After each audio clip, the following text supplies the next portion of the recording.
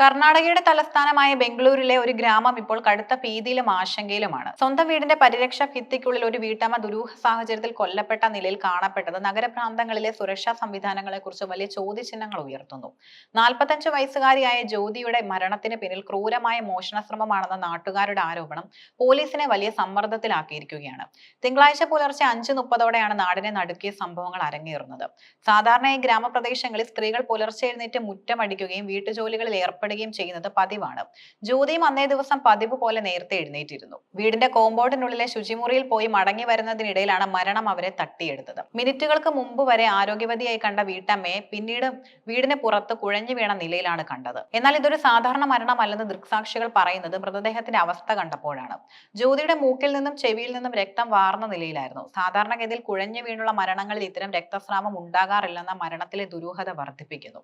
ജ്യോതിയുടെ മരണം സ്വാഭാവികമല്ലെന്ന് ഉറപ്പിക്കാൻ നാട്ടുകാർ ചൂണ്ടിക്കാണിക്കുന്ന പ്രധാന വസ്തുത അവരുടെ ശരീരത്തിൽ ഉണ്ടായിരുന്ന സ്വർണ്ണാഭരണങ്ങൾ കാണാത്തതാണ്. ജ്യോതി സ്ഥിരമായി ധരിക്കാറുള്ള 70 ഗ്രാം തൂക്കം വരുന്ന സ്വർണ്ണമാലയും കാതിലെ കമ്മലുകളും മൃതദേഹത്തിൽ ഉണ്ടായിരുന്നില്ല. ഈ കണ്ടെത്തലാണ് മോഷണ ശ്രമത്തിനിടെ നടന്ന കൊലപാതക ശ്രമം എന്ന നിഗമനത്തിലേക്ക് ജനങ്ങളെ എത്തിച്ചത്. നാട്ടുകാർ ആരോപിക്കുന്ന പ്രകാരം പുലർച്ചെയുള്ള വിജനത മുതലെടുത്ത് ബൈക്കിലെത്തിയ മോഷ്ടാക്കൾ ജ്യോതിയെ ലക്ഷ്യം വെക്കുകയായിരുന്നു. ശുചിമുറിയിൽ നിന്ന് മടങ്ങി വരുന്ന ജ്യോതിയുടെ മുഖത്ത് മോഷ്ടാക്കൾ എന്തോ ഒരു രാസവസ്തു അടിച്ചുവെന്നും അത് ശ്വസിച്ച ജ്യോതി അബോധാവസ്ഥയിലായെന്നും ആഭരണങ്ങൾ കവർന്നുവെന്നുമാണ് പ്രാദേശികമായ സംസാരം. മാരകമായി സ്പ്രേ അടിച്ചതിനെ തുടർന്നുണ്ടായ ആന്തരിക ആഘാതമാകാം മൂക്കിലൂടെയും ചെവിയിലൂടെയും രക്തം വരാൻ കാരണമെന്നും അവർ വിശ്വസിക്കുന്നു. സംഭവം അറിഞ്ഞ ഉടൻ തന്നെ പോലീസ് സ്ഥലത്തെത്തി പ്രാഥമിക നടപടികൾ സ്വീകരിച്ചു. കേസിന്റെ ഗൗരവം കണക്കിലെടുത്ത് DCP നാഗേഷ് നേരിട്ട് സ്ഥലം സന്ദർശിച്ച് വിവരങ്ങൾ ശേഖരിച്ചു. പോലീസിനെ സംബന്ധിച്ചിടത്തോളം നിലവിൽ ഇതൊരു അസ്വാഭാവിക മരണമാണ്. DCP നാഗേഷിന്റെ വാക്കുകൾ പ്രകാരം ജ്യോതി കുഴഞ്ഞു വീണാണ് മരിച്ചതെന്നാണ് പ്രാഥമികമായി സ്ഥിരീകരിച്ചിട്ടുള്ളത്. നാട്ടുകാർ ആരോപിച്ചതുപോലെ മുഖത്ത് സ്പ്രേ അടിച്ചതിന്റെ ലക്ഷണമോ ഗന്ധമോ സംഭവ സ്ഥലത്ത് നിന്നും പോലീസ് കണ്ടെത്തിയിട്ടില്ല.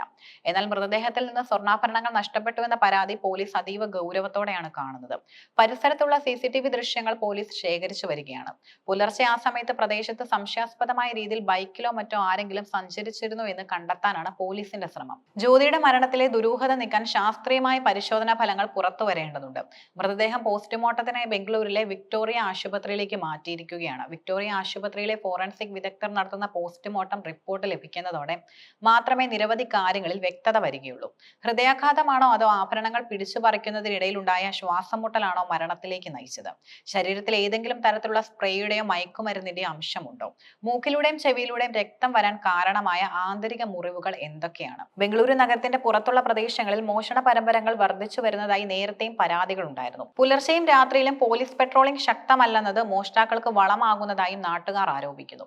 വീടിന്റെ മതിലിനുള്ളിൽ പോലും സുരക്ഷിതമല്ലെങ്കിൽ സാധാരണക്കാർ എങ്ങോട്ട് പോകുമെന്ന ചോദ്യമാണ് ജ്യോതിയുടെ മരണം ഉയർത്തുന്നത്. മോഷ്ടാക്കൾ ജ്യോതിയെ നേരത്തെ നിരീക്ഷിച്ചിരുന്നു എന്ന കാര്യവും പോലീസ് അന്വേഷിക്കുന്നുണ്ട്. 70 ഗ്രാം സ്വർണം എന്നത് ഏകദേശം 8 പവനിലധികം വരും. ഇത്രയും വലിയൊരു തുകയുടെ ആഭരണം ധരിച്ച് ജ്യോതി പുലർച്ചെ പുറത്തിറങ്ങുന്നത് കൃത്യമായി മനസ്സിലാക്കിയ ആരോ ആണ് ഇതിന് പിന്നിലെന്ന് പോലീസ് സംശയിക്കുന്നു. ജ്യോതിയുടെ ഈ മരണം കേവലം ഒരു ക്രമസമാധാന പ്രശ്നമല്ല, മറിച്ച് നഗരപ്രാന്തങ്ങളിൽ വർദ്ധിച്ചു വരുന്ന ക്രിമിനൽ സംഘങ്ങളുടെ കടന്നുകയറ്റത്തിന്റെ സൂചനയാണ്. പോസ്റ്റ്മോർട്ടം റിപ്പോർട്ട് വരുന്നതോടെ നാട്ടുകാരുടെ ആരോപണങ്ങൾ ശരിയാണോ എന്ന് വ്യക്തമാകും. സ്വർണം നഷ്ടപ്പെട്ടത് മോഷണമാണെന്ന് ഉറപ്പായാൽ മോഷ്ടാക്കളെ ഉടൻ പിടികൂടണമെന്ന ആവശ്യമായി വലിയ പ്രതിഷേധത്തിന് ഒരുങ്ങുകയാണ് നിവാസികൾ. CCTV ദൃശ്യങ്ങളും ഫോറൻസിക് തെളിവുകളും ഈ കേസിൽ നിർണായകമാകും.